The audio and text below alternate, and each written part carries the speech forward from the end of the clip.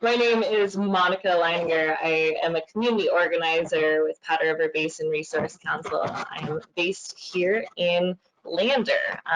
Well, I'm so glad that everyone is able to join us for Powder River Basin Resource Council's second webinar of our summer series, Reclaiming and Growing Wyoming's Future.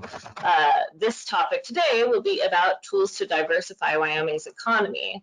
The goal for these webinars is to start a deeper, ongoing conversation about Wyoming's economy and provide education, tools, and resources for a planned transition. For those of you who don't know, Powder River Basin Resource Council is a grassroots, agricultural, and conservation-based organization. Our members have historic roots in the Powder River Basin. Our members are also family farmers and ranchers and citizens who are committed to responsible energy development. So now I'm going to hand things over to our moderator, Senator Fred Baldwin.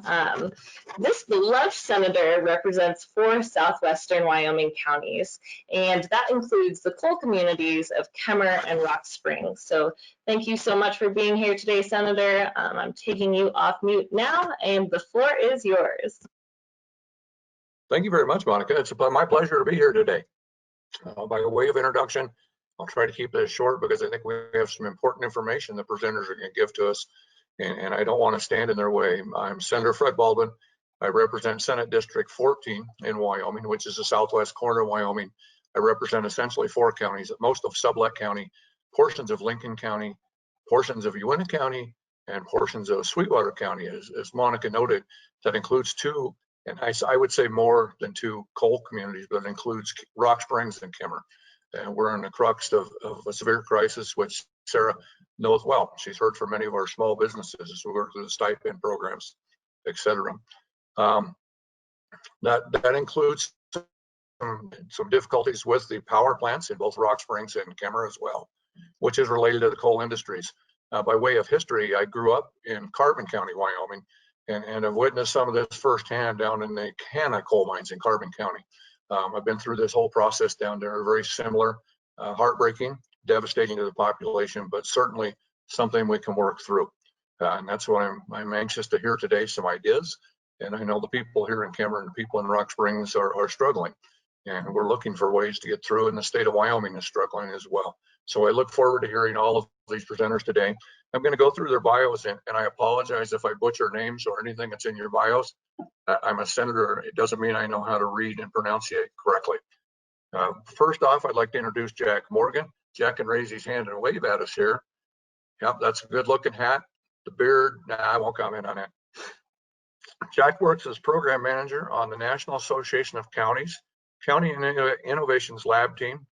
He providing best practices, research, and technical assistance to the nation's 3,069 counties. Jack handles resilient economies and community programming, and his current work focuses on economic diversification and revitalization in rural and coal-impacted communities, disaster resilience, and energy planning and development. He's a busy man right now. I think we fit into all those things. He also serves as NACO staff liaison to the National Association of County Planners. Jack has been with NACO since 2015 and previously served as a policy analyst at Friends of Southwest Virginia, where he focused on regional tourism and asset-based economics development initiatives. Jack holds an MA in geography from Appalachian State University in North Carolina and a BA from Emory and Henry College, Virginia. Welcome. Next, Brent Schwartz, wave, no beard to sport. I won't say, nobody is bald except for me. So you're all out of style. Brent Schwartz is the NADO Research Foundation Associate Director. Brent leads the NADO Research Foundation Economic Resilience and Diversification Training Portfolio. He has been with the NADO Research Foundation since 2012, and his primary work focuses on assisting regions with planning, designing, and implementing their comprehensive economic development strategies. Previous projects have focused on promoting economic diversification and workforce development initiatives in coal-reliant communities across the country. Brett organizes and leads trainings, peer exchanges, and workshops, and develops webinars, publications, and other resource covering topics such as regional planning, asset-based economic development, entrepreneurship, community engagement, and other areas. Brent is a graduate of the University of Baltimore School of Law where he focused on land use issues. He also holds degrees from Georgetown University and Trinity College in Dublin, Ireland. I'm curious, Brent, do you have an Irish accent? We'll listen later, we'll find out. Finally, Sarah Fitzgerald, who I've worked with the Wyoming Business Council a lot recently because I'm a small business owner in part of my other life. She's a chief strategy officer at the Wyoming Business Council, the state's economic development agency. She is responsible for developing and executing strategy that supports the Business Council's vision to realize diverse, broad, and lasting economic growth in Wyoming. Recently, she has focused on helping the state's business respond to the current crisis and on capturing opportunities brought about by drastically changed global economic circumstances. Sarah brings broad energy background to her role in economic development. Prior to joining the Business Council, she held positions in onshore oil and gas development, exploration, strategy, and investments at Hess Corporation in Houston, Texas, and worked in wind energy development. Sarah earned BS degrees in economics and geology from the University of Wyoming, go Pokes, and an MS in geological sciences from the University of Texas at Austin. The fourth generation Wyomingite, Sarah enjoys in her free time, and that's a shame she has free time. I suspect she doesn't have a lot right now, with her husband and her dog, Augie. What kind of dog? We'll find out. She has to tell us what kind of dog Augie is. I have a vision in my mind, but I want to hear, or perhaps she has a picture. For next, a little bit about the presentations, and I'm going to abbreviate this a little bit because I want to get on to the presentations. I think it's important. Brent and Jack's presentation, which is not new to them. They're good at giving this, I hear, and I've seen some of their presentations. As communities and regions across the country address the impacts caused by the downturn in the coal industry, places that are actively pursuing economic diversification opportunities have become better positioned to take on the challenges that lie ahead. During this session, hopefully these gentlemen can bring us some ideas that they've had, some things that have worked. The presenters, Jack from the National Association of Counties and Brent with the NADO Research Foundation, have spent the past 3 years visiting and collaborating with coal resilient counties and regions as they've worked to build stronger economies by tapping into local assets and strengths. I would be remiss here to not note that I spent some time in Pennsylvania not all that long ago, not as much as I wanted. A beautiful, beautiful area. I really liked it. I was visiting the Flight 93 Memorial, but I couldn't help but notice that that's an old coal area. And a lot of that country, actually where the Flight 93 happened, is in an old abandoned coal mine. But those coal areas, those coal mines have been reclaimed, and I'm assuming the economy's not back 100%, but certainly they have beautiful country, and I think they're doing a good job with the reclamation and probably revitalizing those economies. I would like to see all our country come back to look like that. That said, finally, a brief summary of Sarah's presentation. The Business Council refreshed their strategy for the economic development in Wyoming last year with the realization that Wyoming would likely be facing a downturn in the mineral industry soon. Executing a strategy which is built around using strengths in Wyoming's core industries like energy and tourism to activate new economic opportunities has become urgently important in light of recent events. And I don't need to mention those events, we all know what they are. During this session, learn how the Business Council is shifting to serve the immediate and long-term needs of Wyoming businesses. With that, I will turn the time over to Jack and Brent to give their presentation. I know there's a couple of representatives and senators in this audience today, some from this area of Rock Springs and Kemmer, and we're anxiously awaiting this. These are coal-founded communities. Kemmer especially is based on coal. That's where it came from.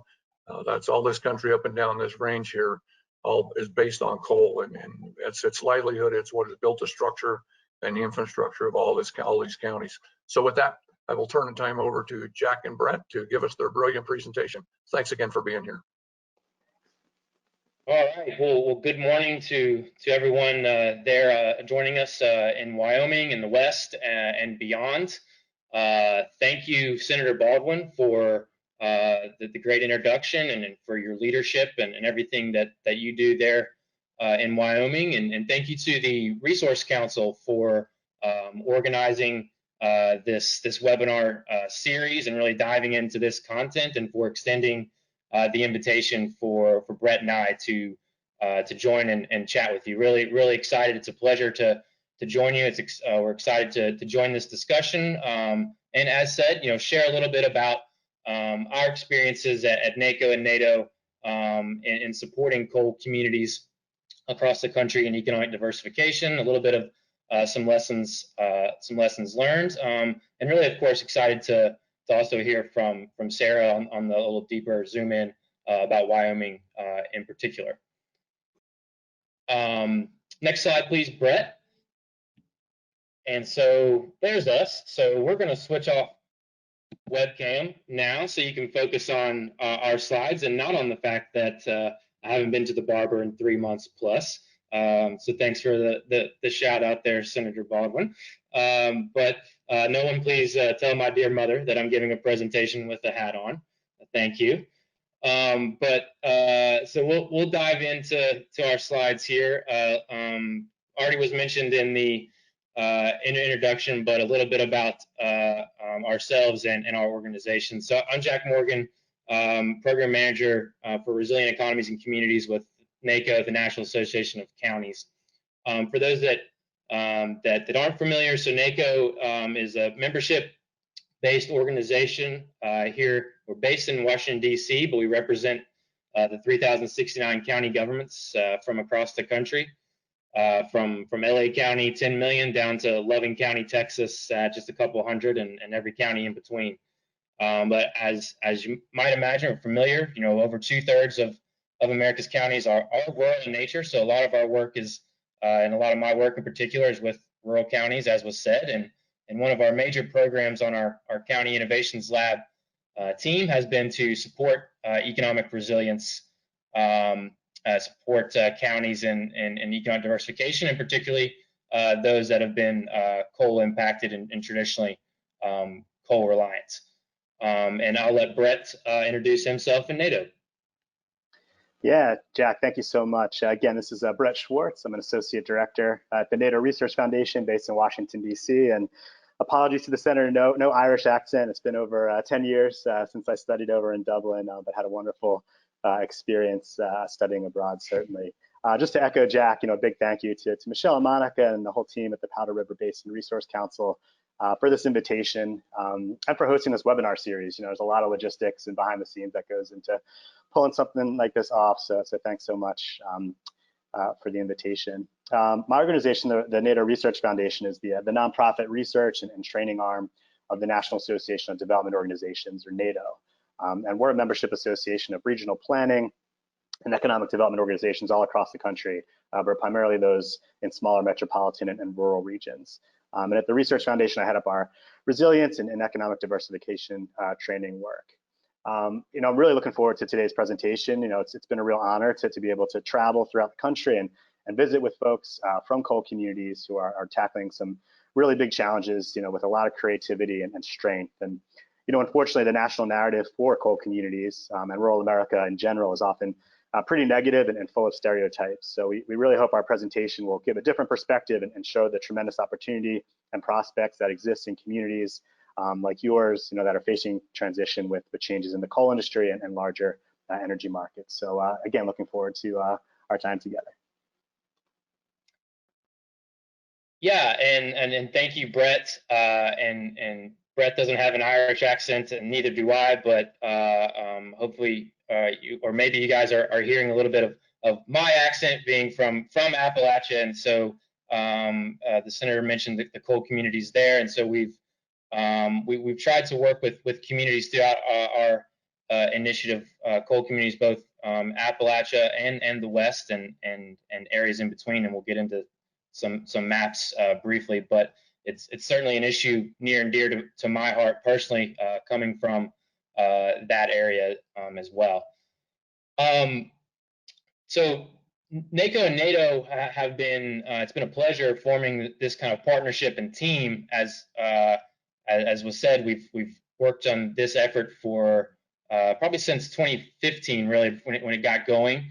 Brett and I and others on our teams have traveled the country, learning from, most importantly, coal impacted communities and facilitating opportunities to plan for the future, really.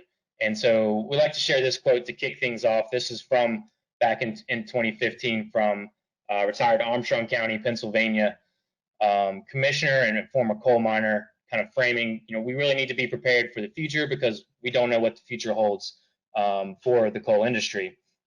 Now, again, this was from 2015, and tuned into the presentation the first series of this last week was info and data from Dr. Godby. So, a little bit of the data on what the future looks like. We might know a little bit more about that and trends, but still all the critical importance of really planning for the future and not being reliant on any one industry and not one that's certainly been through some boom and bust and volatile nature. Next slide, Brett. So a quote from your all's neck of the woods. We're lucky enough to have actually come out to Gillette in Campbell County twice as a part of our efforts, and former Wyoming Governor Matt Mead attended and was keynote speaker at one of our events, and his remarks really stuck with me. I think they relate across coal-reliant communities, certainly in Wyoming. He said, I will not accept that we don't control our own fate. If we're the cowboy state, if we're this independent state, certainly we should have the courage to say we're going to make a better future for ourselves and our young people. And I think that really, again, speaks to certainly to Campbell County, certainly to Wyoming at large, and coal-reliant communities at large. Both we've been really interested in kind of comparing, contrasting, and bringing together coal communities from Appalachia and the West. I think both of them really have that sense of self-reliance and independence. And so I think this really frames what we're working on to really help facilitate and spark planning for the future, and a future that is a vision that's crafted and implemented by local and regional folks there on the ground. Next slide, please, Brett.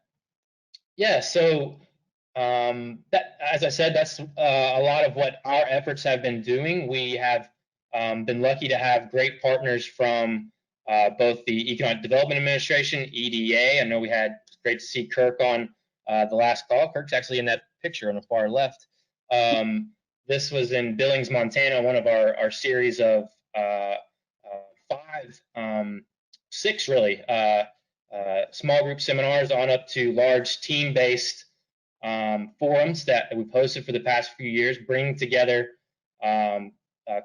leaders and stakeholders from coal-reliant communities to one, kind of have an opportunity to be intentional and sit together and really assess their community, think about assets and think about planning in a framework, but also to learn from other coal-reliant communities and other communities in general about similar situations, similar challenges, and then shared opportunities to move forward. So I'm based in Washington, D.C. Brett works remotely from California. I said we're lucky enough to have visited these places, lucky enough to visit Wyoming a couple times recently, but we're certainly not coming into these communities or on this webinar and telling communities just do this and everything will be great. We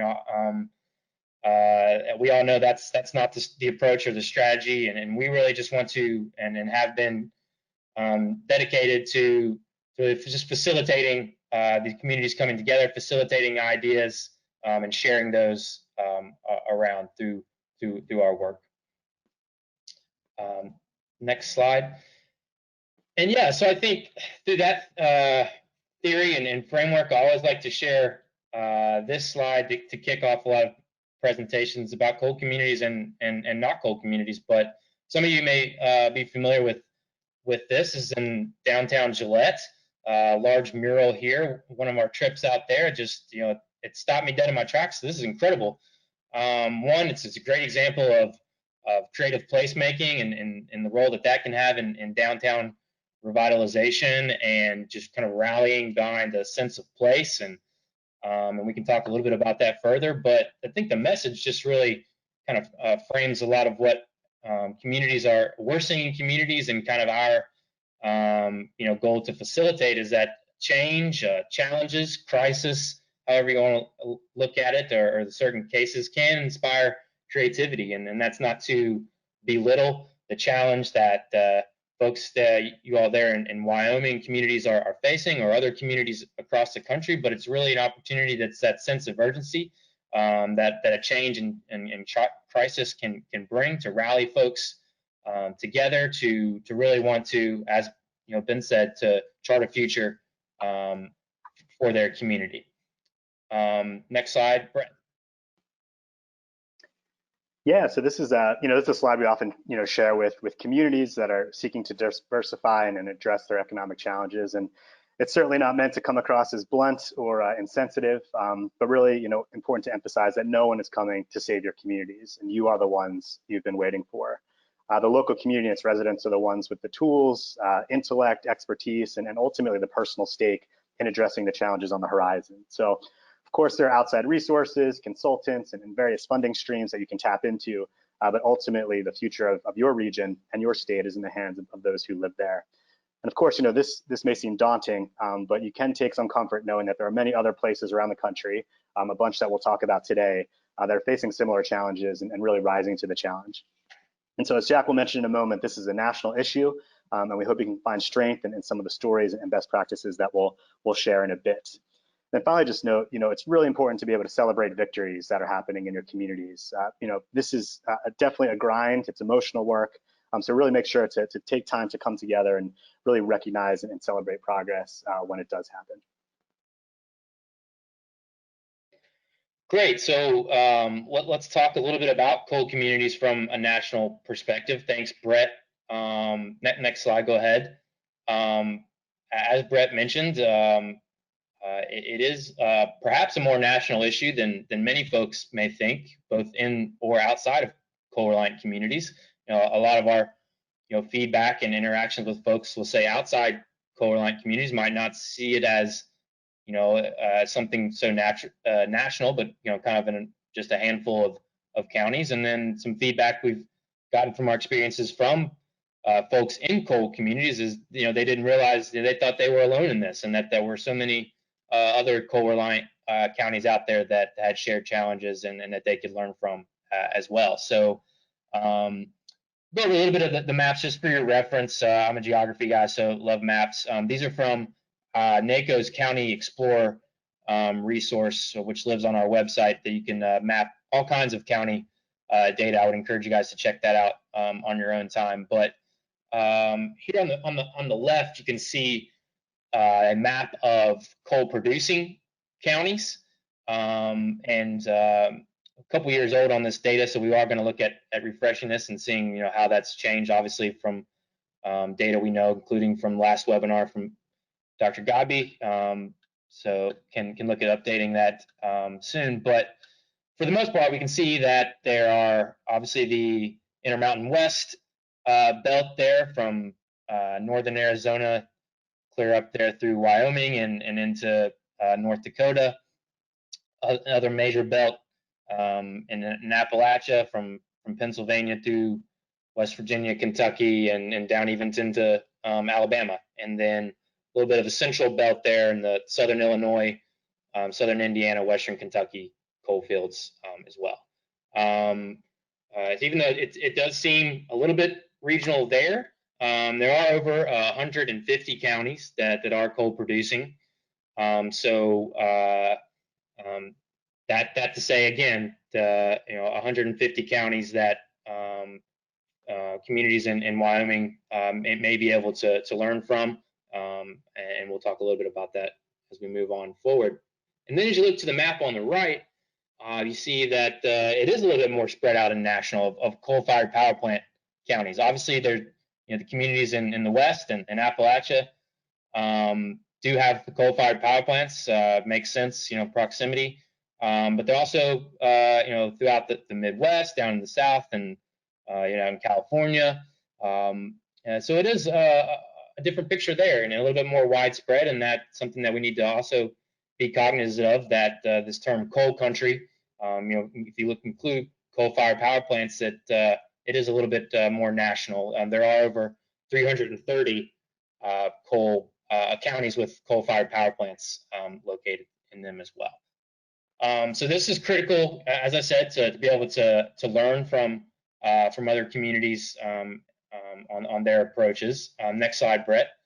But we also know that this is not unique to coal, right? This is kind of economic transition, changing economies from communities dealing with being reliant on one economy is not coal specific, and there are other communities, other economies that coal communities can learn from. You think about past timbering communities in Maine or Pacific Northwest. You think about the textiles communities in the Carolinas, or steel and automobile in the Midwest. Again, this is not something that's unique or new to coal communities. Again, doesn't belittle the challenge, but there are opportunities to learn from other communities and some success stories. I think we'll go into the next slide. All the more importance that the goal is to have resilience. So no matter what whether the economy that was reliant is having changes, the goal is to be able to be resilient. So we'll let Brett dive into that. Yeah, just to jump off that, Jack, I think the overall, theme of our presentation today is to really encourage you to strengthen, your resilience at the county and regional level. And, resilience is probably a term you've heard quite a bit recently, and we believe it's a really valuable framework to discuss many of the challenges facing communities in the current era. So up on the screen, you can see we've embraced a broad and inclusive definition of resilience as the ability of a region or community to anticipate, withstand, or bounce back from any type of shock, disruption, or stress it may face. So this, of course, includes weather-related disasters, hazards or the impacts of a changing climate, but also man-made economic shocks, such as the closure of a region's larger employer or a military base, the decline of an important industry, or changes in the workforce caused by the impacts of automation. And of course, in this era of COVID-19, resilience planning should be a key part of any sort of economic recovery strategy. And, we think the power of this definition is that it broadens attention away from an emergency-focused response, how to deal with an immediate impact of a disruptive event, to really planning and organizing in advance and rebuilding afterwards with a coherent framework. So a few years ago, we created a short animated video to kind of help spark conversation in communities about resilience, what it is and what basic approaches can be taken to improve resilience. We made this video to be shown during presentations like this at community events, embedded on websites and shared on social media. So we've affectionately dubbed this the Resilient Duck video, and I'm gonna try to show this for you all. So let's see if we can take a quick look. It's just a few minutes. Resilience. It's a word we hear a lot these days, especially when discussing regional economic development. So what exactly is resilience, and what kinds of strategies can help build resilient regions and communities? Let's take a closer look. The concept of resilience has its roots in the physical sciences. The ability an object possesses to return to an original position or shape after being bent or compressed. Yep, kind of like that. That basic idea has now been applied to planning and economic development. In these scenarios, resilience is the ability of a region or community to anticipate, withstand, and bounce back from any type of shock or disruption. These shocks include both natural and man-made events. For example, we now experience the devastating effects of stronger storms, more intense flooding, extreme heat and cold, and other natural environmental hazards because of our changing climate. But shocks can also be caused by economic impacts. The region's largest employer or a military base may close, or we might see a decline in a key industry or sector, leading to unemployment and the loss of a community's tax base. Whether facing natural or man-made shocks, we know that resilient regions and communities are well prepared to respond and recover. When we talk about resilient regions, we're talking about going beyond getting back to the status quo. Resilient communities take advantage of negative situations to create positive opportunities. Natural and economic shocks can inspire communities to build on regional assets and strengths and move to an even stronger position than before. It means they build back better. So what makes a resilient region? There is no one-size-fits-all approach, but some of the key ingredients include resilience-infused decisions about planning, zoning, economic development, and infrastructure investments. A diversified economy. No one wants to be too reliant on one industry. Strong partnerships and communication across public and private sectors. solid institutions and governance structures rooted in trust and transparency, an engaged and diverse set of stakeholders and residents. Remember, no community or region is immune from potentially experiencing a natural disaster or economic shock. However, all communities can begin to integrate resilience planning into local and regional programs and investments so that planning for resilience becomes your new normal.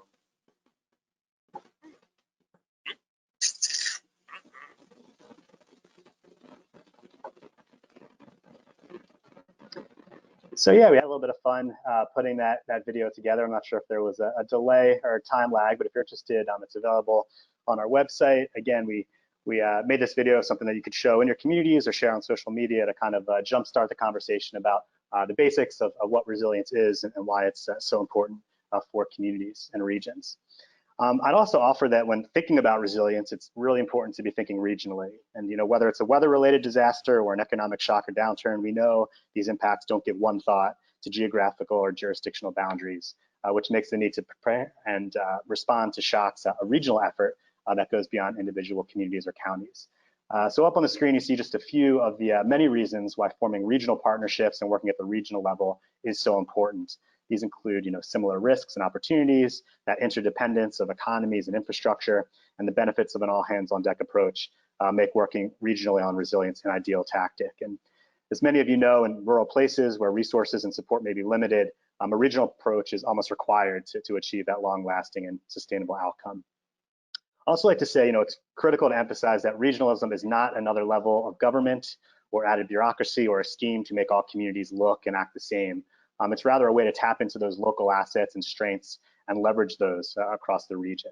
So working together, of course, is easier said than done, but it's really the only way to move towards a prosperous future with the challenges that we face. Jack, back to you. Great, thanks, Brett. And as was noted in the video, talking about economic diversification, it's one critical strategy in order to become more resilient to economic shock. And so we'll talk a little bit briefly about, okay, what exactly is that? What does that mean? And so a couple of slides here are going to come from our friend and partner, Eric Pages. Many of you have know Eric or have seen him present if you attended any of our events or workshops. He's been a critical piece to our team on our work in coal-reliant communities. But take a simple dictionary academic definition. Diversification refers to regions with a varied mix of industries and the absence of dominance of any one industry in terms of employment or income. So what, how, why? So economic diversity can vary by those three. So what? You're thinking that's a region's goods and services, what they're producing. For an example, as a what? So a good mix of goods being produced and sold. You think of how, so more on the employee or talent-based side. So a good diversity, a good mix of employment and as far as jobs and skills. Not all one certain job or skill. And then why gets into the region's suppliers and customers. So economic diversity of suppliers and customers gets to you may have a wide range of the what as far as goods, but you're reliant on just one customer. And example of that is community sense. You might think about here where I am in DC, in Northern Virginia. By academic marks, and as far as the what, pretty and the how, pretty widespread on diversity, but on the why, a lot of businesses, private businesses, are doing business with the federal government, so a reliance on that. So critical to think about that as well in talking diversification. Next slide. So just briefly a little bit on some lessons learned here, some tips for that places might want to look into to successfully diversify their economy and lessons learned that Eric and Brett and I have seen from working with coal reliant communities across the country. So do your research. Sounds simple, but you've got to take an honest assessment from the beginning when you're beginning to look at economic development planning and diversification. Honestly assess both your strengths and your weaknesses. Thinking about the old school SWOT analysis. Thinking about that towards your community. We do like to say though, we really want to stress and really think about your assets more than your gaps, and kind of utilize your assets to help on any weaknesses or threats. But I think it's important to know what those are and do an honest assessment. And then learn from other places. Joining webinars such as this, examples of folks attending our forums across the country, getting out to see other places, whether it's firsthand or virtually interacting with other communities, whether it's across the country or, like Brett said and talked about, can be your neighboring town or your neighboring county within your region. Learning from them as well. And then planning. Obviously planning is such an important piece to what we're talking about and the framework for moving forward.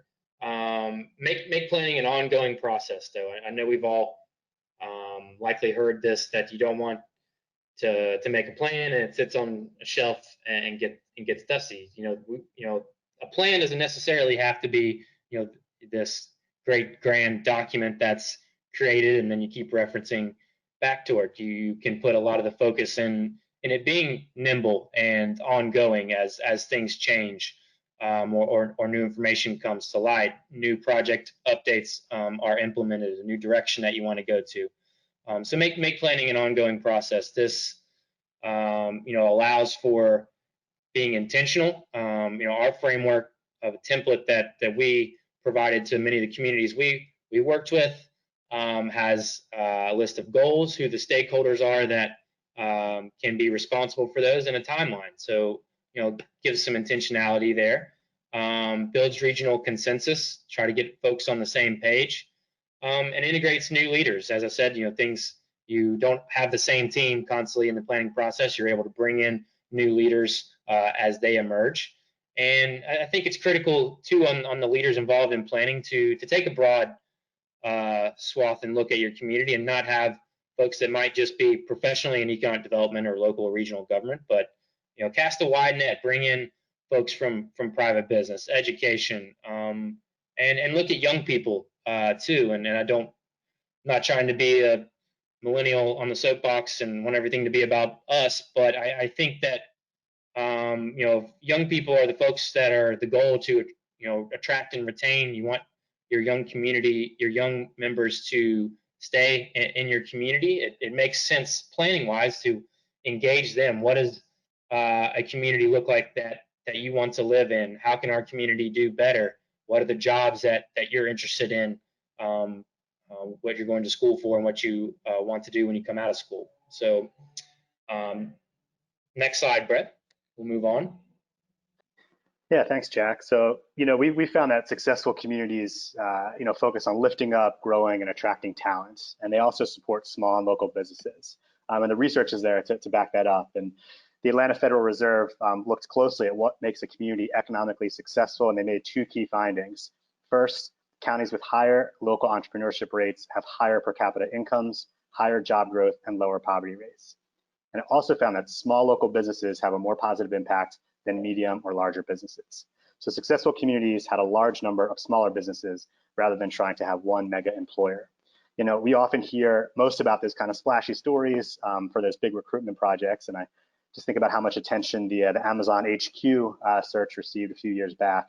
But as you can see here, the vast majority of jobs come from businesses that are already in your state, close to 87%. So a key strategy to diversification is really to encourage this entrepreneurship and helping local people start their own businesses. And so if you're thinking about this kind of strategy, what are some of the things that you can do? We could probably talk all day about each of these bullets, but here are some of the key building blocks of an entrepreneurial ecosystem. Main thing, a lot of entrepreneurs or budding entrepreneurs in your community may not even see themselves as entrepreneurs, but they have the potential to take a skill, an interest, or a hobby and grow it into a full business. So effective community entrepreneurship strategies should encourage people to thinking about starting a business and then give them access to ideas about business concepts and relevant skills. So this is much more though than just about how to write a business plan or do QuickBooks. So of course, those are really key, but it's also about how to identify demands, how to be creative, innovative, and network with the business community.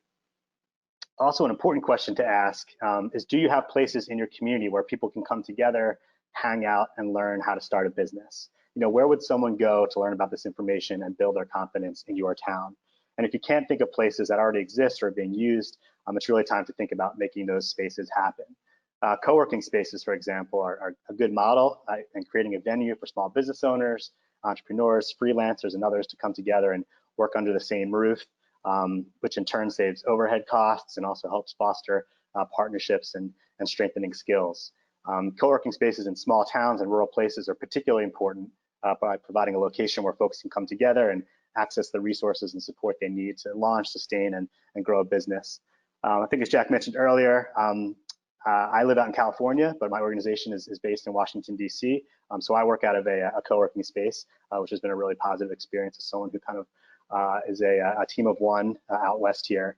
You know, as you can imagine, there's a bit of uncertainty about the short-term future of these spaces, given the pandemic and reluctance for workers to be in an office setting. But I believe long-term, people will always want and need places to gather and to learn from each other, particularly entrepreneurs and small business owners. So I think the key thing is to really remember this is an ecosystem, and an ecosystem is a network of partnerships and relationships. So take time to really think about how to bring more people into this network and provide them with the skills and resources they need. And also want to encourage you to, when you're thinking about resilience, to explore multiple forms of wealth that exist or are currently lacking in your region. You know, oftentimes we think about wealth in our regions through a financial angle or measure success simply in terms of jobs and output. And while these are, of course, extremely important to consider, this narrow view can really hinder your resilience efforts and hide what true assets you have in your region. So my organization, in partnership with the Aspen Institute and a regional hub of partners across the country, have adopted a wealth work strategy, which is supported by the U.S. Department of Agriculture and many others. This is an approach that seeks to do economic development differently. It's demand-driven, it keeps wealth in communities and lifts up low-income residents, and really focuses on value chains and developing those 8 forms of wealth or capital, which you can see on your screen. So by working together with partners and stakeholders in your community and taking stock of what forms of capital you have or are lacking, it can really help foster dialogue among stakeholders. And so walking through 8 capitals as a community can really be an illuminating and inspiring experience as residents recognize what potential actually exists in plain sight, but might just be something you take for granted because you've lived in a community for so long. Finally, it's important to recognize that a resilient community or region embodies all of these forms of wealth and doesn't lift one up at the detriment of another. Do no harm is a key strategy in wealth creation, as well as working to ensure that underrepresented and low-income members of the community are part of this process. So if you're interested in learning more about this approach to WealthWorks, you can see the link at the bottom of the screen, wealthworks.org. There's a whole host of resources and information, but it's a great tool and a great way to jumpstart discussion about what's really valuable in your community and where you can seek some improvement. Yeah, so what we want to talk about now is just some short snapshots of what's happening in coal communities all across the country, places that we visited and have learned about, to kind of share them as inspiration for your work. These will be a mix of case studies from communities in Appalachia as well as out west. So when people ask what's happening in coal communities across the country, the short answer is a lot. I'll just jump quickly over to Eastern Kentucky as a really great case study, and there's a lot of really exciting things happening in this state, especially in the coal fields of southeastern Kentucky. One effort in particular has gotten a lot of traction is SOAR, a nonprofit, nonpartisan organization based in Pikeville, Kentucky. So SOAR stands for Shaping Our Appalachian Region, and began in 2013 through a bipartisan encouragement of the state's Democratic governor and a local Republican member of Congress. with the first major convening held in a snowstorm in 2013 that attracted 1,500 people. SOAR has since made tremendous progress in identifying challenges, building partnerships, and setting a strategic vision for the region, which is called the Regional Blueprint for the 21st Century Appalachia. So SOAR is working on 7 issue areas that I'm sure are extremely relevant to all of you on the call, and those are broadband, workforce, small business, health, industry, tourism, and agriculture. And I really encourage you to take a look at SOAR as a model for fostering partnerships and setting a strategic plan for the region. You can learn more about SOAR at their website, which is www.soar-ky.org, or Google them. And the reason that I mentioned their website is that it was built by a company called BitSource that was launched in 2015. And you can see the BitSource team up there on the left. BitSource is an incredible IT business based in Pikeville that has trained former coal miners to become coders, IT technicians, computer programmers, and 3D modelers. BitSource has received a lot of really positive press over the past few years.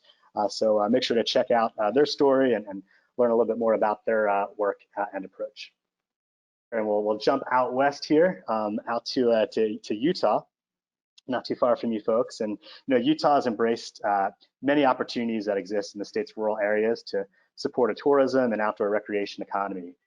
This, of course, applies not only to Utah, but across the country. And there's a lot of really exciting research that's come out from organizations, including Headwaters Economics, that's demonstrating how counties with outdoor recreation economies can attract new residents with greater wealth that in turn can lift up communities and improve economic and health outcomes for all residents. Now, of course, growing a tourism economy must be done extremely carefully, as you all know, to ensure it doesn't just create low-wage seasonal jobs while driving up home prices and the cost of living for locals. So certainly a tough needle to thread, but it's an important conversation to have in your community. Utah is also heavily engaged with and pursuing the development of advanced uses of coal and carbon to develop advanced manufacturing and technology cluster in coal communities. The Utah Advanced Materials and Manufacturing Initiative for the University of Utah is leading much of the efforts in R&D. Utah is leveraging an asset, an already established advanced materials manufacturing sector in the state, as enterprises have been developing carbon fiber for defense and military technologies and now expanded to medical and recreation products. And we certainly know that this is happening in your state as well. When we were in Gillette, had an opportunity to visit some of those sites. Utah is also embracing remote and telework opportunities to create new jobs for residents in rural parts of the state, to gain jobs with companies and businesses that are based in larger metro areas, both in Utah and across the country. Utah State University Extension is administering what's called the Rural Online Initiative pilot program, which collaborates with public and private sector partners to facilitate education for online communities, for remote employment, for freelance work, and for e-commerce. So this program has actually flowed from Governor Herbert's challenge to Utah businesses to build 25,000 jobs throughout rural Utah. And finally, just want to note another exciting effort underway in Utah is the Utah Coal Country Strike Team, which you can see happily posing there on the screen. This is led by the University of Utah and is made up of leaders in education, business, state, and local government. So this strike team represents 2 coal-reliant counties in the state, Emory and Carbon counties, as part of the Alliance for the American Dream competition, which is organized by Schmidt Futures. And Schmidt is Eric Schmidt from Google, the former executive chairman. So this team progressed through a national competition to get to the finals, where it placed second in a competition that awarded over $1 million in funding. This team is promoting a 4-pronged plan to promote tech and computer science in Utah's rural coal communities to align with the progress that's being made in the state's larger cities. They're looking to build better tourism infrastructure, focus on housing and placemaking, and look into incentives to boost economic growth.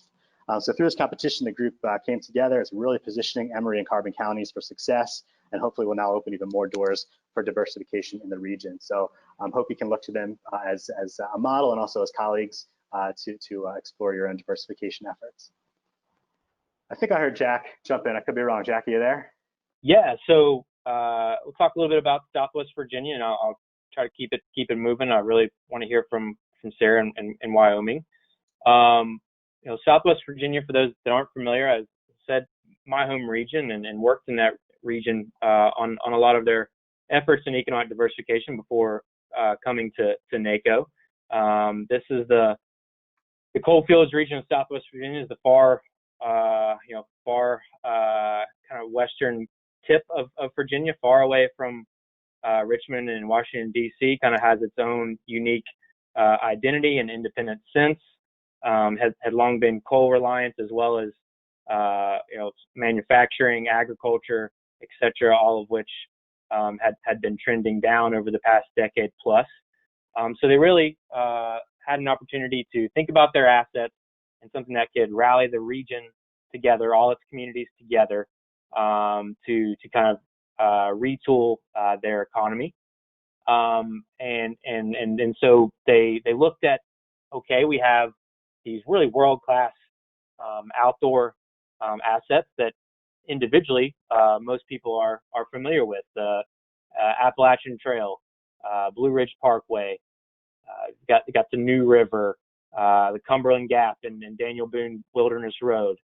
These are very familiar in that region and across the country. And so the goal was to really brand the region for all these unique assets, and then connect them to commerce, to downtown revitalization, spark entrepreneurship, etc., as well as with the cultural wealth. That's the natural wealth. The cultural wealth of heritage music. So folks, you all there might be familiar with the history of country music, or perhaps caught the recent Ken Burns documentary. A lot of this region, particularly on those initial episodes of the Carter Family and Dr. Ralph Stanley, these artists, the music tradition, the venues that lived on, were another one of these assets that dotted the region that were sought to really connect with this identity and brand of a great place to visit. A lot of it's tourism, but really a great place to also want to come live and raise your family as well. So that's kind of the asset-based part. And then, of course, thinking about some of the workforce development. I think Brett already talked about coding in Eastern Kentucky, but really taking, through that lens that dislocated miners and young folks from coal fields coming up are really technical, and they have that education and can be transferred to other sectors, and drone technology, and also cybersecurity, to efforts that they are looking at and have identified for workforce training in Southwest Virginia. So we can move on next, Brett.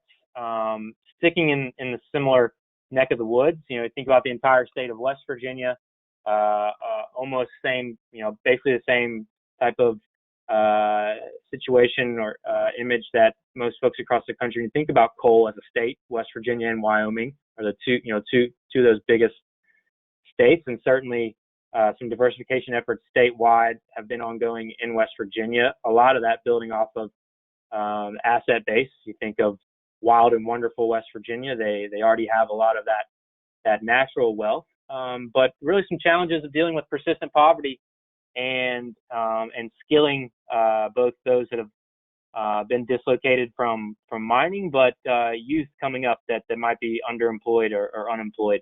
And so if we have time, I think let's go ahead and show this quick video, and then we can bounce through to the end quickly, Brett. This is a video from Southern West Virginia, the Coalfield Development Corporation. They have a really unique model of training and life skills that I think is replicable for communities across the country. So go with the video. Thank you, Brett. We've been experiencing severe economic crisis, and we're working to transform that crisis into a historic moment of opportunity. Coalfield Development is a community-based organization working to rebuild the Appalachian economy from the ground up. I think part of what's unique about our model here at Coalfield Development is we attack the unemployment problem from two different angles. We are developing new businesses to create new jobs, but we're also developing the workforce to have new skill sets to be able to succeed in those new jobs. What we're doing with our partners is identifying sectors of the economy that have real potential here. We've developed the region's first solar company. We're developing sustainable agriculture businesses. So we're building off the strengths and assets that are already present. The 33-6-3 model is how we organize the work week. 33 hours of paid work, just like for any other business, but 6 hours of higher education and 3 hours of personal development. I grew up in a small town here in southern West Virginia. My family really relied on the coal industry, and it's what I thought I was going to go into before I got hired on the coal field. The program I'm in specifically is the saw bed wood shop. We take old lumber that nobody else could really use, and we turn it into beautiful works of art. Most of the people I graduated school with or went to school with, the majority of them kind of went down the wrong path, ended up with some very bad crowds. Thanks to corporate development, I was able to get away from that and stay on the straight and narrow. As a crew member at this point, has really given me hope for my future. As a country, we've got to do a better job figuring out how we support communities in their transition off of dying industries. It's not just a coal problem, and it's not just an Appalachian problem. That's a national problem. And our model is a potential solution.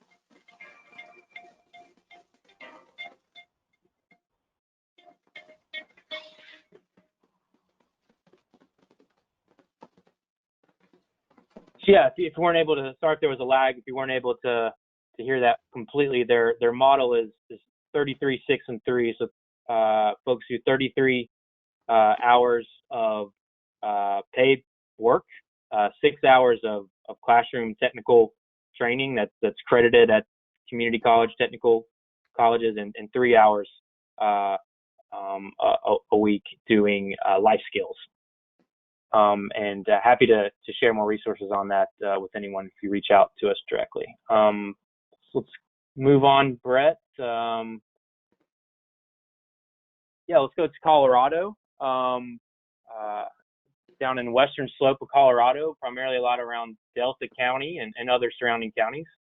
Really identifying their assets, that they have a strong agriculture tradition and economy historically there, and building off of that and really trying to spark a local and regional food scene throughout that region. Had the pleasure of visiting Delta County and enjoying visiting some of their orchards and cideries. Quite a blossoming industry there, as well as they're focusing on energy. So taking advantage of that skill set that they already have in the energy industry, but as well as taking advantage of 300 plus days of sunshine there, and the already established Solar Energy International, one of the oldest renewable energy skills training centers in the world. So they have been able to utilize that as a huge asset, train a few folks that have been dislocated from the mining industry, as well as young folks coming up after graduating school. They were actually one of the coal communities that have been awarded Soul Smart designation, which is a local government designation program that NACO is a partner on, and that I've had the pleasure of working on as well. That is a certification, if you will, for local governments that have taken critical steps to advancing solar energy. Next slide, and then go ahead, Brett, unless you already touched on that. Yeah, no, we'll jump up quickly to southeastern Montana, and I hope everyone on the call here agrees that strong diversification requires really good planning. And so those communities and regions that are taking the time to plan and set a vision are the ones that are really positioning themselves for a brighter future. And a great example of this is the Colstrip Economic Diversification Strategy. It was developed 3 years ago in Colstrip, Montana. As you may know, Puget Sound Energy and Talon Energy have announced units 1 and 2 at the Colstrip power plant to shutter soon, and residents, businesses, and elected officials are working together to prepare for the inevitable impact. So this strategy, which had a robust community engagement process, really seeks to leverage Colstrip's local assets and competitive advantages, including an industrial infrastructure, dedicated workforce, a strong education system, and proximity to nature, trails, and a lake. And following the release of the strategy, the region received A lot of interest from companies across the country that were interested in developing operations in the Colstrip area. Some progress has also been made on developing more broadband services, which is one of the top priorities identified through the public engagement process, with the Range Telephone Cooperative announcing it'll add additional services to business, retail, and residential locations. This plan that you see is actually a part of the region's larger Comprehensive Economic Development Strategy, or CEDS, which is a multi-county long-range economic development plan. CEDS is a locally based, regionally driven economic development process and document that really creates the space for a region to identify its strengths and weaknesses and bring together a diverse set of partners to focus on creating good jobs, diversifying the economy, and spurring economic growth. So comprehensive economic development strategy is kind of a key focus I work on at the NATO Research Foundation. So happy to talk with you more about that process for those regions that may be working on theirs as we speak.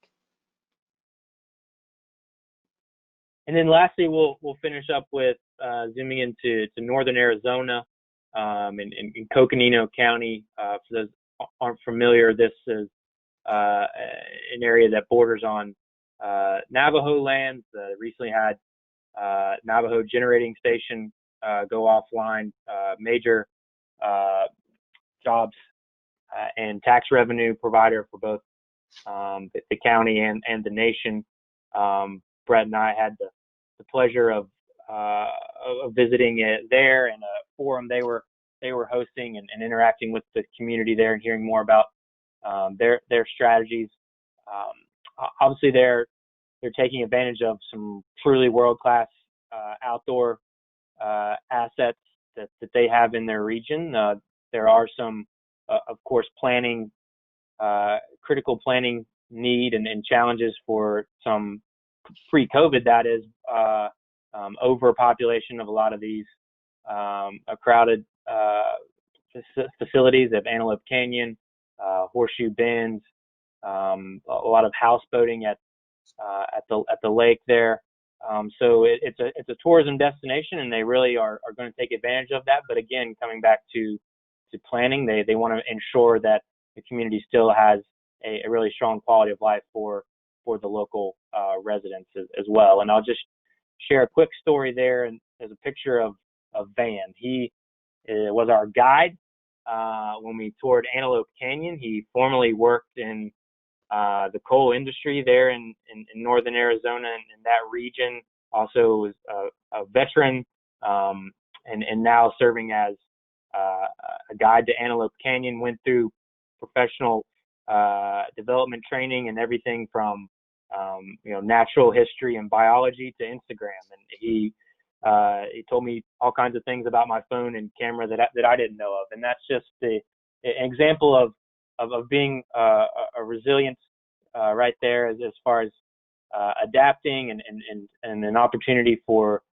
community residents that may have been dislocated from the coal industry to move into a new opportunity and have great passion about that and take care of his family as well.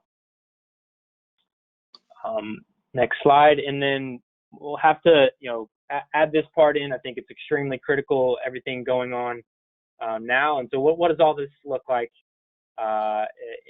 with COVID-19 pandemic and the response and recovery to that? I think as most folks might have already realized and identified, that you think about a lot of these direction and transition and efforts and diversification that coal communities went in, naturally they're relying on their natural assets, their cultural assets as a destination.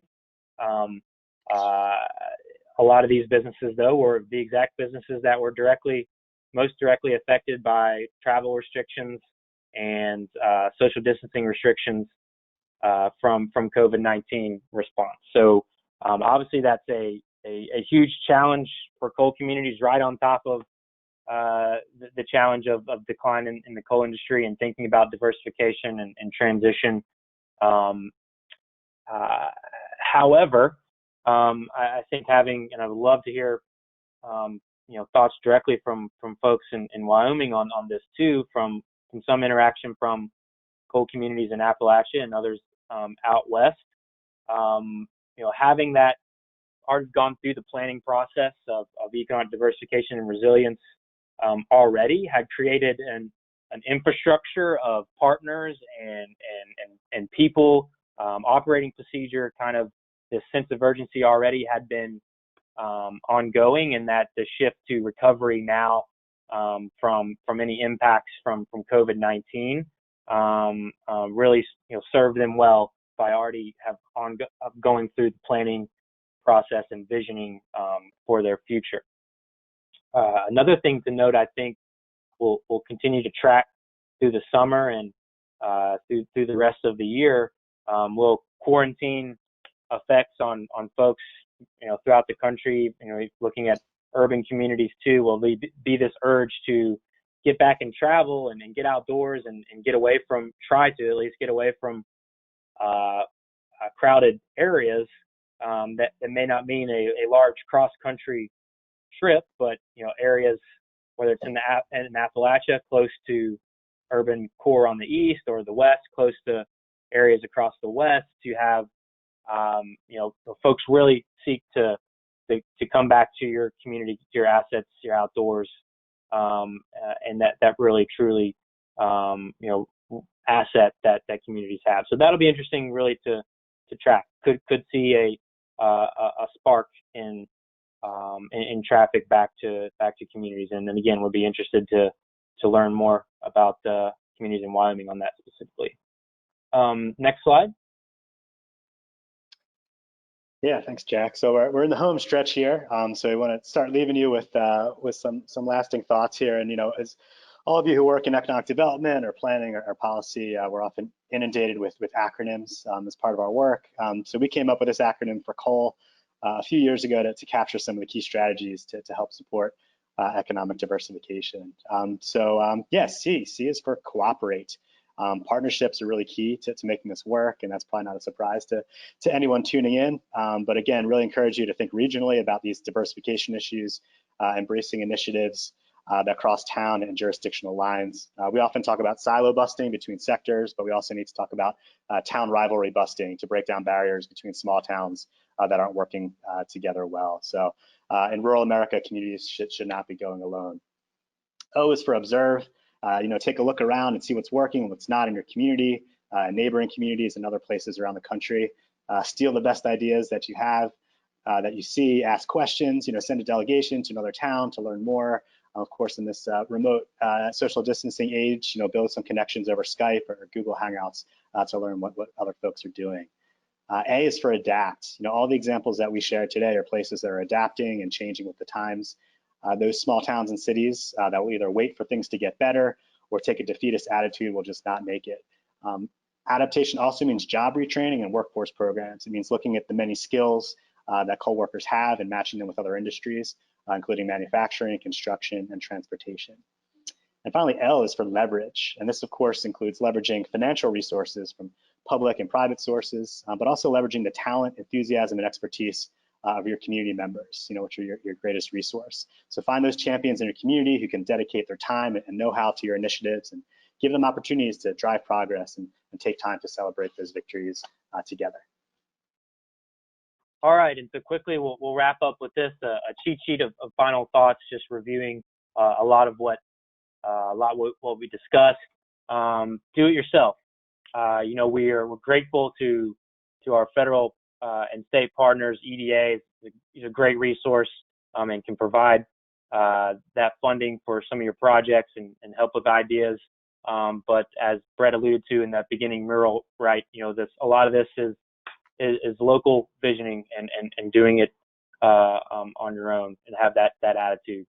As Brett alluded to, regionalism works. Think regionally. Economies don't stop at county or town lines. Think assets, not gaps. Said that a lot. That's been key for a lot of communities' plans and thinking about assets to help with the gaps. No secrets. If you're forming a team and doing economic development planning, don't be restrictive in the cool kids club and at the table. Really have an open door. Invite folks, share through social media, or engage with local media sources. Let them know the ongoing efforts and the progress to try to get folks involved. And so it doesn't seem like this kind of ivory tower thing where local government and regional government leaders are making all these decisions on their own. Execute in the short term, but plan for the long term. Of course, that's very common on a lot of the communities that we highlighted. You've got to do these quick response, short term, easy wins. But while the whole time, really planning for 10, 20 years out of economy, and really, as the duck video alluded to, build back better. So be thinking about that. But early wins do help, and definitely celebrate those, even as small and as minuscule as they might seem in the grand scheme of things. These can be really big for keeping that momentum going, particularly now, as mentioned with COVID-19. This may seem like a big hit to a lot of that momentum that was built up. So a lot of these same theories, directly relate to, again, the recovery to take from COVID-19 as well. And that's certainly the case for the last one. Finally glad that baseball is coming back. And so we've got to have the baseball metaphor, hit for singles, not for home runs.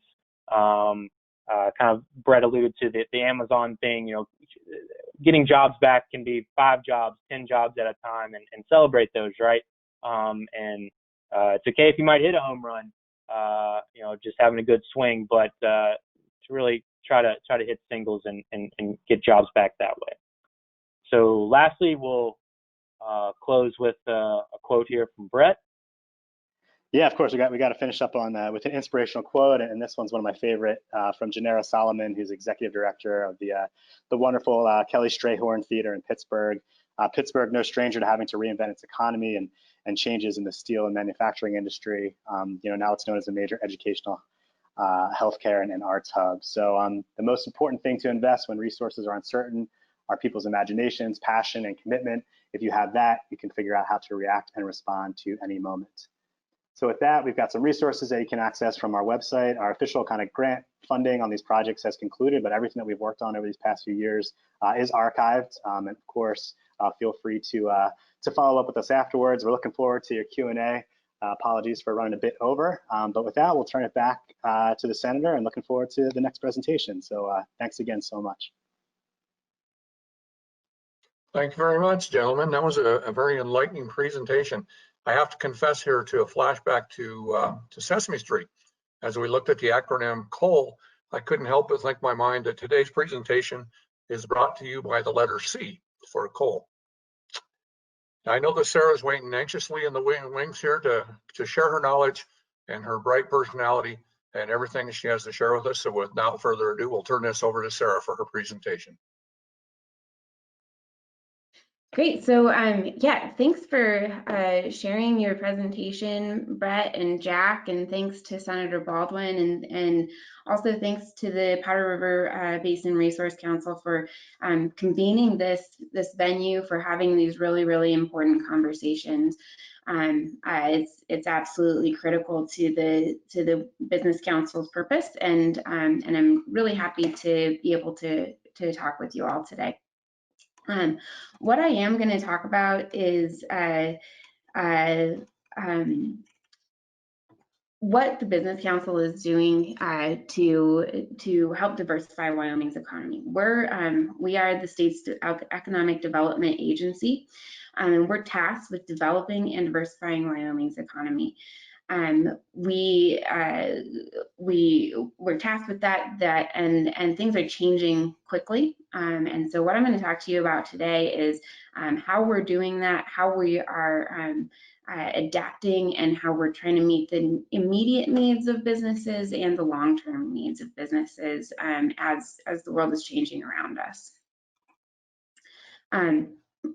So this is these are all things that I think most of you know, but just to kind of bring us back and center us on the problem that we're trying to solve.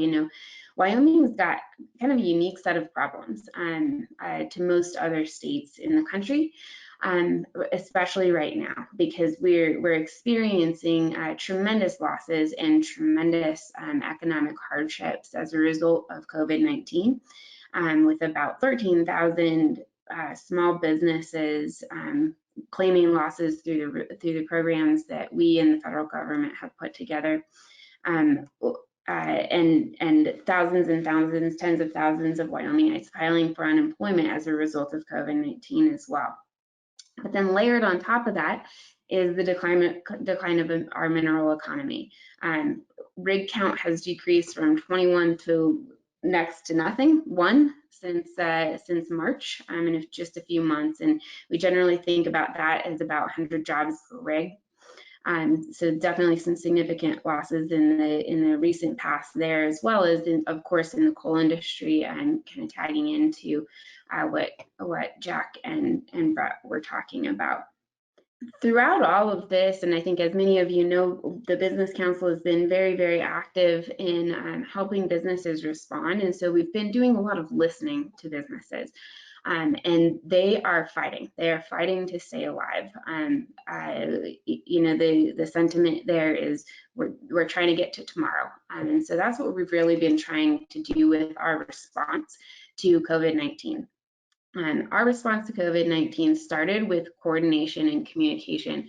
If you bring yourself back to when COVID-19 first hit Wyoming, there was just a lot of uncertainty, a lot of where do we go next? What do we, where are the resources? And so we really started by hosting forums for businesses to ask questions and to connect them with the resources that could help them. We also did a couple of projects to help businesses help their communities by making hand sanitizer. Distillers throughout the state pivoted their manufacturing to create hand sanitizer, as well as helping manufacturers create PPE for their communities. The biggest thing, which is our #1 priority and a strong focus, almost 100% focus at the Business Council right now, are of course the business relief programs. These were created as a result of the Federal CARES Act, supported by our federal delegation, and then these programs were created by the Wyoming legislature, Senator Baldwin and his colleagues in the Wyoming legislature, and signed by Governor Gordon. We've been tasked with administering the business relief programs, and we're really, really proud to have that responsibility. We launched, but let me just do a quick high-level overview of what those look like. There's 3 different programs that comprise those programs, and all of them are created to help businesses immediately get funds to help them through the COVID-19 crisis. We launched Program 1 on June 8th. And we have so far had $86 million in applications as of 9 a.m. this morning. This program is designed to help businesses with headquarters in Wyoming, of course, who have employed 50 or less employees as of March 31st, and have incurred a loss due to COVID-19, of course.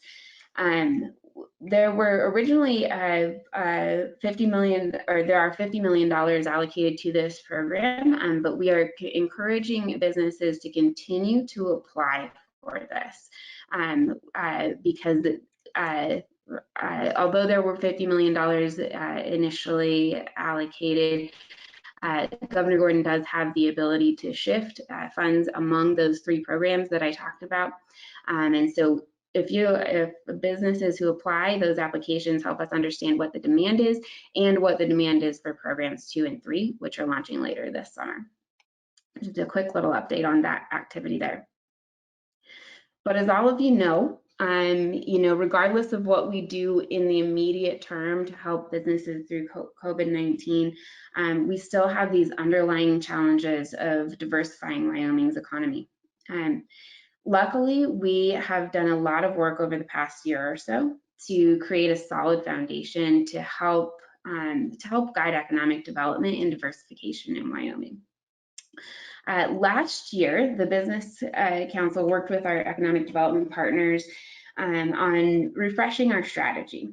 And we did this with the realization that we would likely be facing a downturn soon. This strategy is built around our purpose of creating new opportunities for current and future generations of Wyomingites by adding value to Wyoming's core industries and leveraging them to activate new economic sectors. That means it's built around using our strengths, our competitive advantages, the strengths that our core industries like energy and tourism have created in Wyoming to help us grow those industries that are going to help us diversify our economy, like healthcare, like finance, like technology, and like manufacturing. All of this is to fulfill our vision of realizing diverse, broad, and lasting growth, so that Wyoming can prosper no matter the economic climate or the status of an individual sector. And that's a theme that you heard about in that economic diversification is a theme that you heard about in Jack and Bret's presentation, and it is absolutely critically important in Wyoming. To get there, we need to leverage local economic development partnerships and investment. And all of this is really to serve our customers, the people who we serve, businesses, entrepreneurs, and startups, industry, and communities. What this strategy does is it paints a picture of what success looks like in Wyoming's economy. And that vision for success is what drives the Wyoming Business Council. We use it to make every decision, from multi-million-dollar funding decisions right down to how each team member of the Business Council spends their afternoon. So it's really the driving force of the Business Council. And like Jack and Bret alluded to, this has really been something that we view as a solid foundation that we were very grateful to have when COVID-19 hit. Because what's happened, in the last 3 months is what we considered as being someday, this downturn is going to happen someday, we need to prepare for this. What we considered there as all of a sudden become yesterday. And so we were very grateful that we kind of had this foundation laid. But what happened when all of that came faster and deeper than we thought it would, than anybody really could have predicted, is that means that we've got to respond and execute faster and stronger. We still believe that this strategy is a really good one because it's built around leveraging the strengths that we've built up in our core industries, leveraging the workforce that we've built up because of our strong energy industry, leveraging the assets that our tourism and outdoor recreation lend, not only for a tourism economy, but also for a lifestyle and for when it comes to business and workforce recruiting. But so we still feel this is strong. We feel it is even more important now than it has been in the past, but we also recognize that everything is different. And so how we achieve this picture of success is changing rapidly with the economy and with all of our different factors that go into this. What this change has driven in the Business Council is a singular focus on who we serve. We have really focused on what are our customers' needs. Our customers, those we serve, are businesses, entrepreneurs, industry, and communities. And so we've really focused in on what do they need now, what do they need in the future. What we've heard, as Senator Baldwin referenced, we've been listening, we've been talking to businesses throughout the state as we administer the business relief programs. What we've heard from them is they not only need immediate relief now, but what this crisis has done for them is they're really trying to get to tomorrow. They're really trying to get to the next day, and what they don't necessarily have the capacity to kind of work on the business because they're working in the business. And so we really want to kind of support them in that. Industry, we all know, needs workforce. Entrepreneurs and startups not only need the capital that they need to start and grow their business, but they also need the expertise and the connections to guide them in choosing the right investors and making good decisions. And the absolute number one thing that we hear from communities is they need capacity. They need people to do the work. They need people who care and who have the time and the bandwidth and the capacity to do the very, very important work that communities do. Through this, we've also seen a number of new opportunities. COVID-19 has definitely hit Wyoming hard, and we've talked about that, along with the kind of continued and worsened, deepened downturn in our mineral economy. But there have also been new opportunities that have come from this crisis. The adaptation and the acceptance of remote work has really created a more leveled playing field in new economic sectors, especially in those knowledge sectors. Lots of us are working from home, at least some of the time still, and what that's done is it makes it so that folks working in those knowledge sectors, it makes it so that living in Wyoming, as opposed to maybe a bigger city like Denver or Salt Lake or even Southern California, where Bret is, it makes living in Wyoming a concrete, real feasible option, and that helps to level the playing field for Wyoming. Also leveling the playing field is a preference for security and safety when it comes to supply chains and manufacturing. And so we've seen a big increase in calls that we're getting for recruiting and moving businesses, manufacturing facilities, all types of businesses really to Wyoming to take advantage of the relative safety that we have been able to maintain in Wyoming. What this has also brought about is just an unprecedented collaboration among state agencies, among partners, to just get things done. We have seen that we are capable of doing just absolutely fantastic things in a very short period of time at the Business Council, as well as among other state agencies and our partners. And so that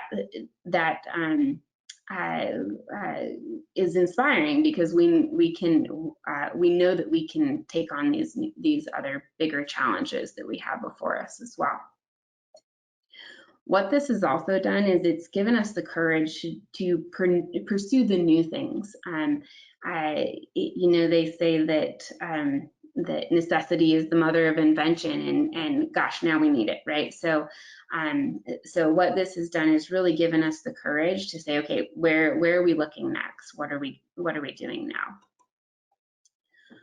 Our key initiatives are really we established them to bring that vision of success to life. We established these at the beginning of 2020. We established actually a set of 7 of these at the beginning of 2020.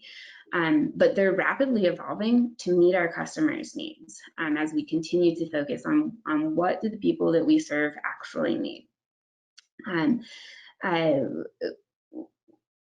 I'll start with our industrial diversification program. What these 3 initiatives represent is the ones that we believe are the priorities now as a result of our changed economic circumstances. And what all of these do together really is find the people with the grit and the passion in companies and communities and help them turn that personal ambition into new opportunities for Wyoming, both by investing in them and investing in their projects, in their companies, and providing support for them throughout the life cycle of their project, their company, to ensure they're successful. Our industrial diversification program was created to help companies who primarily are primarily companies who are dependent on the energy industry. It was created to help them explore new markets, explore new opportunities, pivot to new opportunities. We are currently assisting several companies in identifying opportunities and pursuing certifications in the aerospace and defense industry. And why we see this as a big priority now is because, like I said, the downturn that we anticipated coming is here now. And so companies who have been historically very dependent on the energy industry are now need to look to other markets. And so we want to be there to support those companies. They know what they need to do, so we want to be there to support them with training, with capital, with time, and really meet them where they are. You know, we heard that they're trying to get to tomorrow, and so we want to help them be able to look over the horizon and say, okay, what do I need to do to be a successful business in a year? So that's what our industrial diversification program is really about. The Team Wyoming program is really a collaborative effort. What that is it's a partnership among state agencies and with communities to pursue business and workforce recruiting. As throughout the changes that COVID-19 and the other circumstances brought about, came about, we recognize that there's not only potential here in terms of business recruiting, which there's enhanced potential there now in terms of business recruiting, but there's also enhanced potential in terms of recruiting remote workers and other workforce. And so that's really exciting to us. What this really does is it leverages our assets in tourism and outdoor recreation to grow economies, both by recruiting businesses, by building businesses, and bringing the workforce to Wyoming that's needed to fuel those businesses. In addition to that, you know, we are looking at our core programs. The Business Ready Community Program is one of our core programs. And we've also got several loan programs as well that kind of make up our core suite of tools for growing businesses and communities in Wyoming. And as things have changed, we also see we need to reset those. We need to focus on what our customers need, what do businesses need, what does industry need, what do entrepreneurs need, and what do communities need. And so we're working currently on shifting those programs to really meet the needs now of those customers, since they have definitely changed not only within the last few months, but over the past few years as well. So those are kind of our statewide main core initiatives. Those are changing, those are dynamic, those are going to continue to evolve and adjust as we learn more about our new world. But in addition to that, we also have a team of 6 regional directors, and they are tasked with supporting the communities that they work in. They've done a number of critical things when it comes to coal impacted communities, especially. Brandy Harlow is up in the Northeast and supports Gillette and the coal impacted communities up there. And Lena Zempel is in the Southwest and in the West region and supports Kemmer and those communities. Marcio Paez Barrero, I never pronounce his name correctly, but he's in Sweetwater County and supports the coal impacted communities down there. And really what Jack and Brett said about, we are the people that we've been waiting for, that really rings true to me, because what these regional directors do is they support support the communities that that they work in, and they say, oh, you don't have capacity to do that, I'll fill that in. Elena is a great example of that with the diversification plan in Kemmer, and her just support of, you know, where can I fill the holes, how can I help? So please turn to them as you're looking for local support. As I said, all of our work continues to evolve as we learn, and the way that we can learn what our world looks like and what our customers need is to listen. So we want to continue to listen. We want to hear from you. We want to hear from businesses. We want to hear from communities. What do you need? What solutions might work? Are there local solutions that we should be leveraging across the state? And really, what else should we be asking? We are here to support you. We know that businesses are the ones that make up the state's economy, and so we want to make sure that we are supporting them. We'll, I think, have some time for discussion today, but in addition to that, if you don't want to share today, just email any ideas you have into wyobizideas@wyo.gov. We're just open to hearing any ideas. It's going to take all of us to create that vision of success and a diverse, broad, and lasting growth for Wyoming. So please share your ideas. With that, I think I'll turn it back over to the Senator. Thank you very much, Sarah. That was a very good presentation. I learned a lot. You can guarantee I will be on that website. I've got several questions. Obviously, our time is short, but we'll get some answers to these questions. I will give these questions generically, I believe, to all three presenters. Feel free to jump in, not on top of each other, but jump in and answer as you will. Some of these questions, if we get to them, they're actually questions that I can answer. Question number one for Brent, Jack, or Sarah is this. Much has already been reported on how to diversify the economy. What do you think is stopping this from occurring right now? Presenters, go ahead. I can jump in on that, Senator. That's a wonderful question, and it's absolutely right. This is not just in the past few years, but for decades. You know, Wyoming has been thinking about how to diversify Wyoming's economy. And I think that's one of the kind of silver linings that that the current crisis has afforded to us. Is it's really provided an impetus for change. It's provided an opportunity for us to capture new opportunities and embrace what might be out there for new things to help fuel Wyoming's economy in the future. Yeah, I'd agree, you know, and just from the kind of national perspective, from the communities that we've worked with, and probably don't have to tell you all this, but you know, this is hard work. It's complicated work. It's emotional work, and we're decades behind, right? And that, of course, is not singling out Wyoming, but just kind of a general observation about any sort of kind of resource-dependent community that really didn't take advantage of the boom times to really start planning for inevitable decline. You know, I have a colleague who likes to say, you know, when that first barrel of oil comes out of the ground or that first piece of coal is mined, you know, that is when you should start diversifying. And of course, none of our communities did that.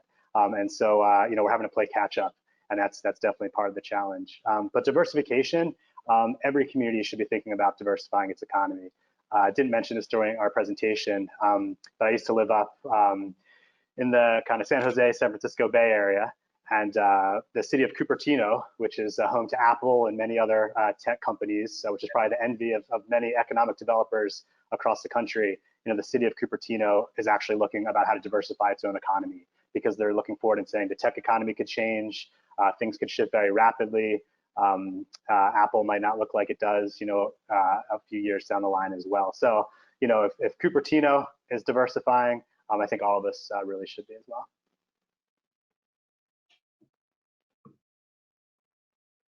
Very good. Anything to add, Jack? No, I think Brett handled that one well from our perspective, and I missed the beginning part of the question as well, so I apologize. But Brett and Sarah both had great answers. Very good.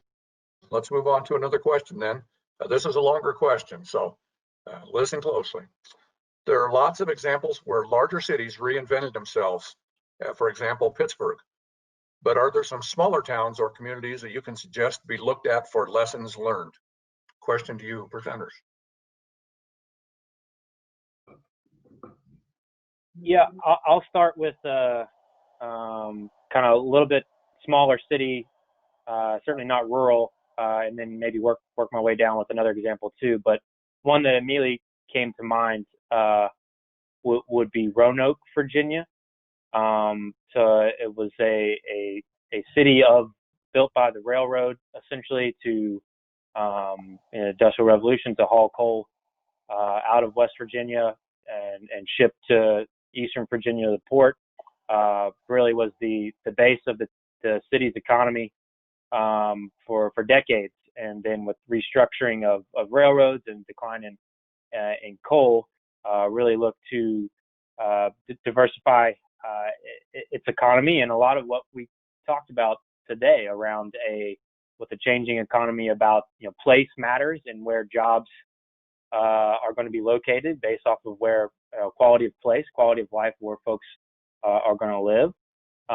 So Roanoke made really intentional planning efforts to promote themselves as being right there in the Blue Ridge Mountains, really having a really high quality of life. They then tapped into kind of that eds and meds, growth sector of the economy, being near education institutions such as Virginia Tech and a medical school there, and a hospital there in the city. And it's really a thriving place, and population in the city grew the last census compared to the past couple of decades since the 70s or 80s have gone down. Yeah, any other thoughts, Brett, that you might have, or Sarah, and then I can circle back though on maybe a couple ideas I was thinking of too. Yeah, I mean, we get this question often. What are the best examples, and who got it right, and who's on the track, and who made it. And this is a work in progress, I think, for communities across the country.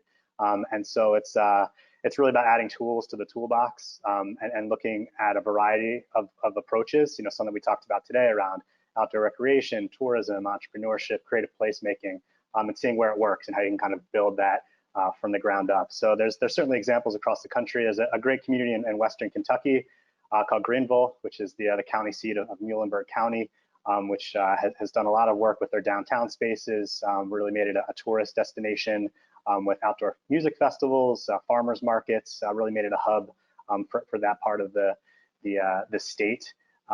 Which is a great case study to look into, but particularly with the smaller communities, and we mentioned this, during the call. It can't just be one island, doing its own thing. It really needs to be connected to a larger network, and particularly around tourism. And we've got some great examples in Appalachia, which Jack should certainly talk to better than I could. But it's really this kind of trail networks and communities and this branding of a region to make sure that when folks come to visit or pass through, they're not just stopping in one town, they're stopping in a bunch. And I know it's a little bit different out west with the larger geographies, of course, in Wyoming and other western states, but really having that kind of branding for what your region and community is. I think that gets people coming to your community as visitors, and may eventually, as Sarah mentioned, find a place this is where they want to live. And if there's strong broadband, quality of life, and other amenities, this is the future of work for a lot of sectors. And if you have those in place, people will come to your community as one of choice, which I think is really an exciting opportunity moving forward. Yeah, and I would just add that, while we're nowhere close to having a completely diverse economy in Wyoming, obviously that's the topic of this conversation. There are, I think, good examples throughout the state of towns that have been really successful in their economic development efforts.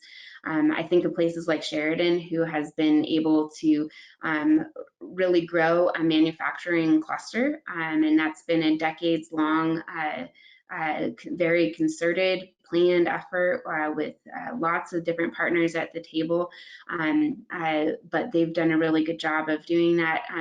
There's kind of glimmers of really exciting diversification happening in Casper, all over the state, really. And so I think it's also important to kind of recognize the many small steps that it takes to get to that, vision of success that we lay out in our strategy, and that those things are happening in communities in Wyoming. Very good. As we go through this, I can't help but think that the person that's raised in a Ford family and drove Fords, their grandfather drove a Ford, dad drove a Ford, and now suddenly they don't have a Ford anymore and they're being asked to drive a Toyota. Some people can do that easily, some people can't. And I think that's a similar thing as what we're experiencing now. We've mined coal our whole lives, and now to move on to something else is difficult. With that terrible example in mind, let's move on to the next question. This is a question, I would ask this question of everybody on the panel as well as everybody listening, and that is, what would you recommend that state legislators do to help ease negative impacts of the transition? I will be writing down your answers, so please go ahead. Well, so I work for the state of Wyoming, so that question makes me a little bit uncomfortable, but I can offer my my educated advice for you, Senator Baldwin, and for the rest of the legislators listening. I would say, it's not about a silver bullet solution. Just like Bret and Jack have said, it's not about big recruitment deals necessarily, but that might be part of the mix. It's about a holistic strategy for developing Wyoming's economy and creating that diverse vision of success. I would also just say that, what we're doing at the Business Council in terms of what COVID-19 has really spurred us to do is to focus. And I think that's good advice for anybody making decisions in terms of what we need to do for our customers, for the businesses, for the communities in Wyoming. And I know that is 100% front and center on legislators' minds at all times. But I think just a good kind of sentiment. Go ahead, Jack. Oh, sorry, Brett. Yeah, I'll just echo what Sarah said on. Yeah, it's important to think about diversification as not necessarily going from coal community to, okay, now we're going to be this, and we're just going to solely focus on this, and we're this type of community. Obviously there's going to be a transition, and some people think transition is to just a whole other industry, and that's going to be our economy. So a transition, I think it's beneficial to think about that phrase as we're transitioning to an economy that is more diverse and resilient. So it has, like Sarah said, many pieces to the puzzle, and not just being in the same boat by shifting all the eggs of a basket to another industry. Obviously, you need to identify those assets and those niches and kind of build off of those. And then, I get it. Communities want to have a claim to fame, and in something that they're really proud of and can share that. But not to get ahead of the skis, if you will, and moving everything to a completely other entire sector. Let's see. As far as state legislators too, and recommended for state government, I would also add, just I touched on this a little bit, and again, I don't want to come off as the young person here, and so focused on that, but any kind of real engagement campaign and outreach and bringing in young residents across Wyoming or whether it's another state I think it's really critical. But really, I think whether it's county or state or federal, we often hear officials talk about attracting young folks, and we want our kids to come back Is there a concerted effort to really survey them and get a lot of that results, have them, obviously, social distancing can't be in the same room right now, but in the future, really having some of these discussions of to get that direct feedback from this next generation that, do you want to come back to Wyoming? What could be better about your community? What are the jobs that you're really interested in? So I'll just add that as well. And then, I know folks on the call, Senator, you've probably heard of what's going on at the state level in Colorado. I'm not advocating for that. They have the Office of Just Transition. I'm not advocating for that one way or the other. I just know that is something that another state has done as far as specifically launching a statewide effort to provide resources and training for a transition for coal communities. Yeah. To everything that was just said, and just out of fear of sounding overly dramatic, I guess my recommendation would just to be brave. These are tough, challenging conversations that we have to have. I think Dr. Gabi's presentation last week really drove that home. These are tough conversations to have with each other, with our communities, with our families. But now's the time to do it, and you have a real opportunity to come together, a wide cross section of organizations, of funders across the board, to have those discussions and really forge your identity. I heard a writer kind of talk about the pandemic that we're going through as this kind of portal, and we're kind of be a little bit different on the other side of this. And I think the transition that's happening across the country is a similar type of portal, that things will look a little bit different on the other side, but we have an opportunity to be able to kind of create what that looks like and make sure that it kind of coalesces around kind of local values and goals and visions. And I think that's really important. So be brave and don't be afraid to have those conversations and make those tough choices. Very good. Would like to thank all the presenters. We're out of time, but what I would like to do is allow each of the presenters a minute to sort of wrap up very quickly. But we thank you all very much for your expertise and all the people who were able to participate and listen into this today. So if we could, we're going to go left to right here on my screen, and we'll start with Brett and move on to Sarah and then Jack. If you can just give us a quick wrap up and your final thoughts. Go ahead. Yeah, sure. Again, really grateful to participate here. Apologies for going a little bit over. You can tell Jack and I are really excited about this work that we've done over the past few years. If you do have any questions about any of the examples that you've seen or like to follow up, please do that. But again, really glad that this web series is taking place to talk about these important issues. And again, hope you can kind of take some inspiration from other places around the country. But of course, at the end of the day, this is your state, your community and your vision. And so wish you all the best of luck and happy to provide our support down the line and share some ideas. So thanks again for the invitation. Sarah, go ahead.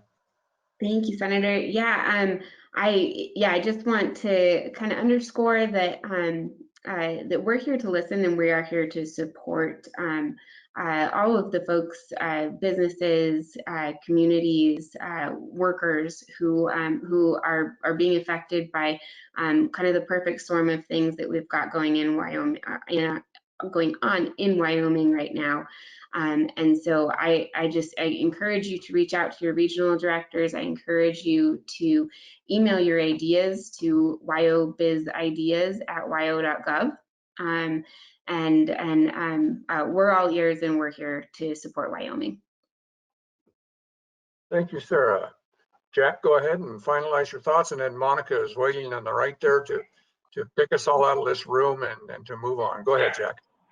Great. Well, thanks. And again, thanks so much for having us. I look forward to tuning into the other webinars through this series. I think it's great to even have these, have these discussions and keep making progress, celebrate those wins. I'm sorry we didn't get to dive into in detail a lot of any other county examples or a lot of our work. So I'll just close with please, reach out to Brett and I at any time, and we'd be happy to hop on a call with you or send you more resources, talk further about all of this and other county examples. Would encourage folks, once it's back to responsibly able to do so, look at going and visiting some of these places as well, and learning from other communities. And lastly, I'll just say a message that sums, I think, up what we're talking about. My old basketball coach used to say is, when your opportunity presents itself, it's too late to prepare. And so just always be thinking, with the 2020s showed us anything, that a lot can happen that we're not expecting. So always be planning and preparing for that what if. So thanks for the opportunity. Awesome. Thank you so much. Thank you, panelists. Thank you, our moderator, Senator Fred Baldwin. It's been a really great delight. I'll just wrap this up with letting people know that we have our next webinar, our third, on July 7th, about securitization, a finance tool for energy transition. So make sure to tune in. We'll send around the recording and the link for that so people can stay engaged. Thank you so much, attendees. And with that, we'll wrap it up. Take care, everyone.